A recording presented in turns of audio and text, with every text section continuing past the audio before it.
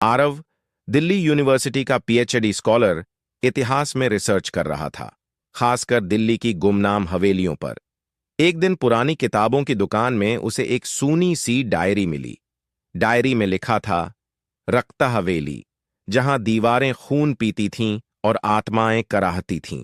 पहले तो आरव को यह सब बकवास लगा, मगर जैसे जैसे वह डायरी के पन्ने पलटता गया, उसमें डर और जिज्ञासा दोनों बढ़ते गए।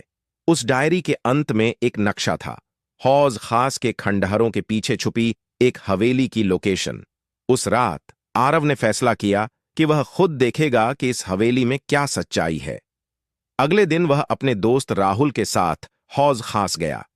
शाम को जब ज्यादातर लोग वहां से निकल गए, वे दोनों झील के पीछे पुराने खंडहरों की ओर बढ़े। एक जर्जर दरवाजा मिला जिस पर जाले और झंग जमा था। आरव ने एक पत्थर से दरवाजा खोला। अंदर अजीब सी सड़ी हुई चीजों की बदबू थी।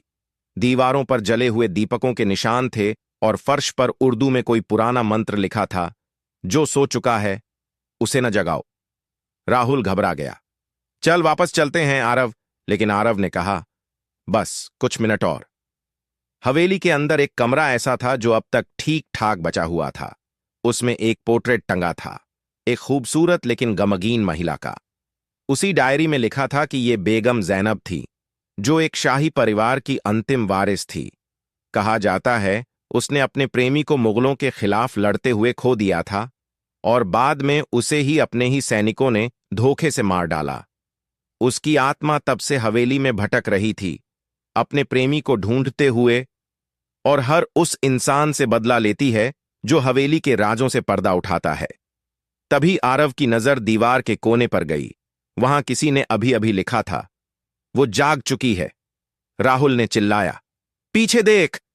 आरव ने जैसे ही पीछे देखा, वो ही औरत सामने खड़ी थी।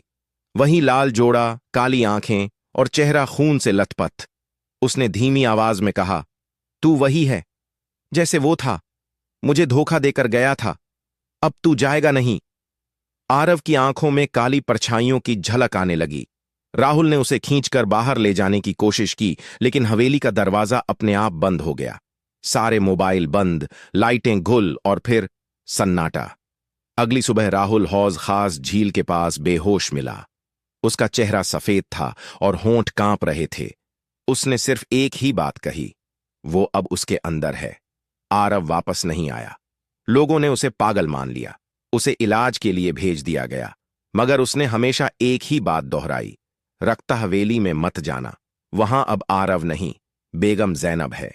आज भी हौज खास झील के पास रात के समय एक अजीब सी महिला लाल जोड़े में घूमती देखी जाती है, और कभी कभी कोई रिसर्च स्कॉलर या शौकीन फोटोग्राफर लापता हो जाता है, बस उसी जगह के पास।